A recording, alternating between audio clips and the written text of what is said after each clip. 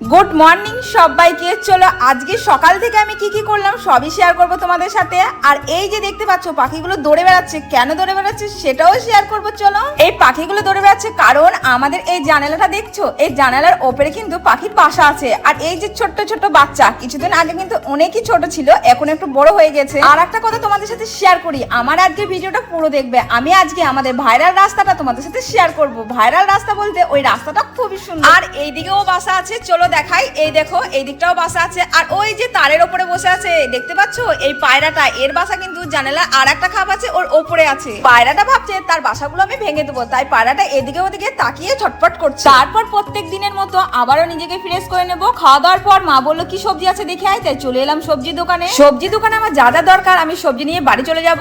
এই যে বাড়ি চলে এসেছি, চলো মাছকে কিছু খাবার দেবো। এখন আমি খাবার দেবো না, কারণ এই জলটা একটু নোংরা হয়ে আছে, জলগুলো পরিষ্কার করে নেবো তারপর খাবার দেবো। তারপর সমস্ত টুকিটাকি কাজ সেরে চলে গেলাম মেয়ের স্কুলে। আজকে আকাশের মেঘটা এত সুন্দর লাগছে যে তোমাদের সাথে শেয়ার না করে থাকতে পারলাম না। দেখো কত সুন্দর আকাশটা, তাই না? তারপর এই যে বলেছিলাম ভাইরাল রাস্তা, ভাইরাল না, এটা আমার কাছে ভাইরাল, তোমরা কিছু মনে করো না। আমাকে এই রাস্তাটা খুবই সুন্দর লাগে, আমাকে ভাইরালের মতো লাগে, তাই তোমাদের সাথে শেয়ার করলাম। প্রত্যেক দিনের মতো আজও বলছি, প্লিজ আমার চ্যানেলটি সাবস্ক্রাইব করে আমার পাশে থেকো। তোমরা আমার পাশে থাকলে আমি খুব তাড়াতাড়ি এগিয়ে যেতে পারবো। চলে এসেছি মেয়ের স্কুলে বাইরে দাঁড়িয়ে আছি, একটু পর ছুটি হবে, মেয়েকে নিয়ে বাড়ি চলে যাব। তো বন্ধুরা তোমরা সব ভালো থেকো, সুস্থ থেকো, আর আমার ভিডিও ভালো লাগলে লাইক